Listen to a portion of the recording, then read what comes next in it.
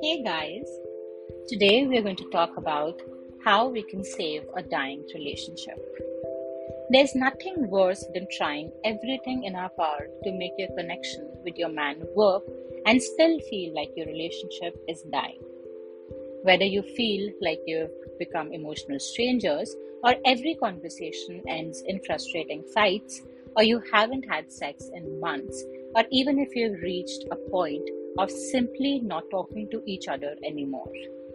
Let me tell you, it can change. Not all relationships survive the test of time, and there will always be moments when you would feel the need to finally give up and let go. However, it's not also that easy to just drop everything and leave because you're talking about something that once made you the happiest person in the world. So you're stuck in the frustrating and often heartbreaking dilemma between staying and saying goodbye.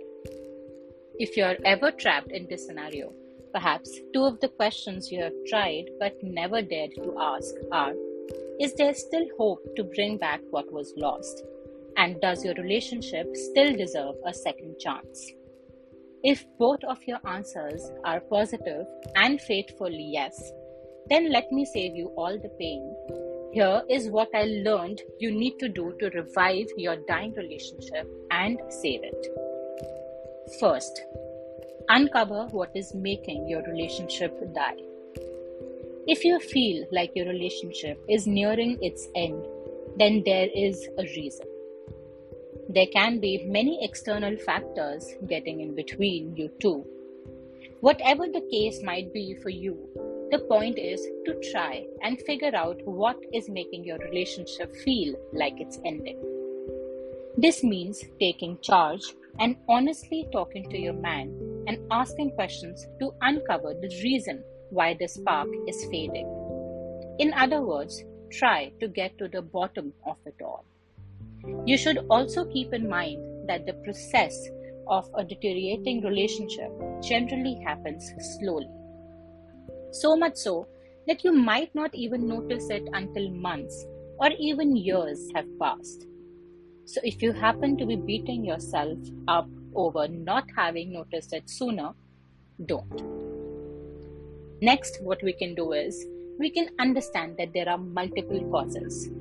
When your relationship is dying, I guarantee you it's never due to one isolated cause.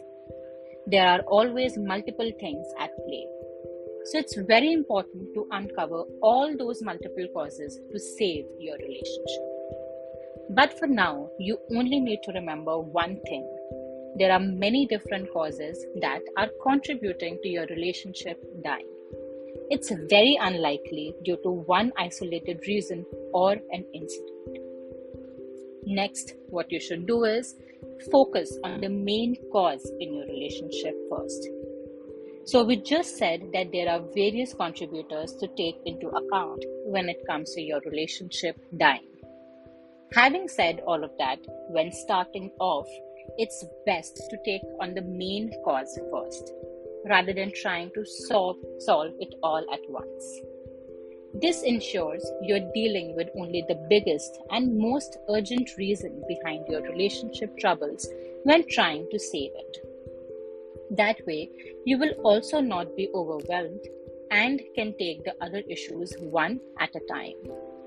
Whatever is bothering you the most, start trying to address and solve this one thing first. You can think of it as saving small parts of your relationship one at a time, and it will all add up. Once you have taken care of one, you can work your way to the others when you feel ready. Next, have a framework and tools to save your relationship. When we girls need to do our makeup, we have brushes, concealers, and various other tools as well as a technique. If we are going shopping, we know which stores we have to go to for which items, and we have a shopping list ready. Every little and big task in life requires some kind of system and tools if you want to be quick and make things easier for yourself. When it comes to relationships though, We are taught that once you find the right guy, things must somehow magically fall into place. That there will never be a need to work on or save your relationship. Yet, in my experience, it's nothing like that. A relationship requires a method and tool just like any other task in life. Fifth, what you can also do is monthly check-ins.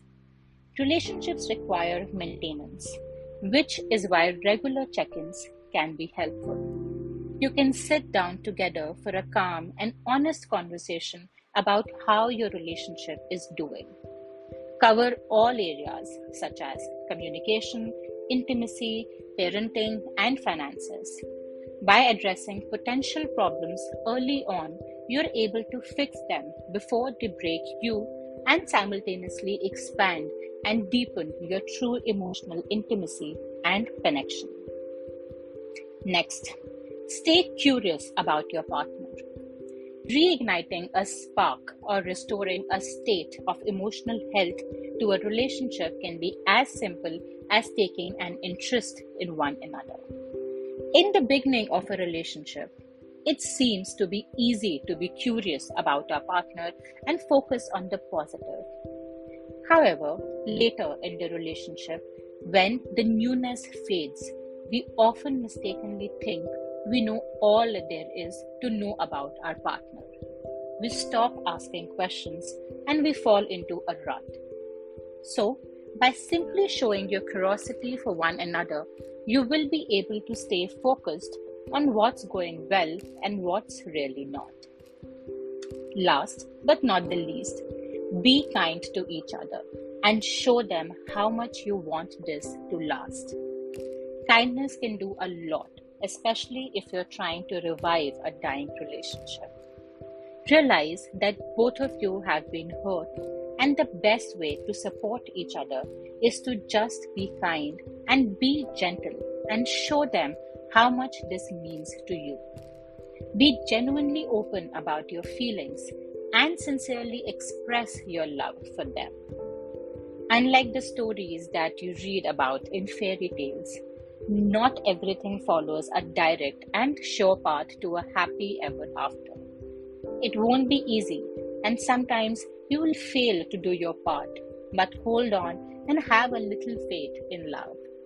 Remind yourself that just like any painful and hurtful stage of life, this too shall pass, and both of you will be there to survive it all. Thank you and good luck.